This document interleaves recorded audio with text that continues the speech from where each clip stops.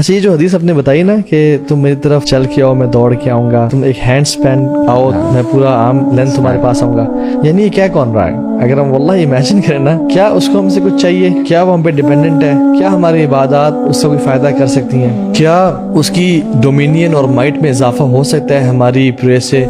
یا ہمارے گناہ کیا اس پہ کوئی فرق ڈالتے ہیں؟ ہماری ایگزسٹنس یا نان ایگزسٹنس اس ذات پہ وہ الغنی ہے, لیکن پھر بھی اتنی محبت کہ انسان گناہوں کے باوجود بھی اس کو پکارے یا اس کی طرف چل کے آئے, وہ دوڑ کے آئے. اور وہ جو حدیث ہے نا کمال کی ہے. حدیث میں آتا ہے کہ جب اللہ سبحانہ و تعالیٰ نے مخلوق کو کریٹ کر دیا, ساری مخلوق کی خلقت ہو گئی, اس کے بعد اللہ تعالیٰ نے ایک کتاب میں نا لکھا اور وہ کتاب کو فوق العرش, عرش کے اوپر رکھ دیا, اور یہ تمام کریشن سے اور عرش سے اوپر یہ کتاب پڑی ہوئی ہے. اور اس میں کیا لکھا ہوا ہے؟ ان رحمتی غلبت غضبی. اللہ اکبر. یعنی دیکھیں نا وہ اختتام اس پہ ہو رہا ہے. اللہ اکبر. یعنی دس از ریٹن, یہ اللہ نے ان رحمتی غلبت غضبی, میری رحمت میرے غضب پہ غالب رہے گی ہمیشہ کے لیے.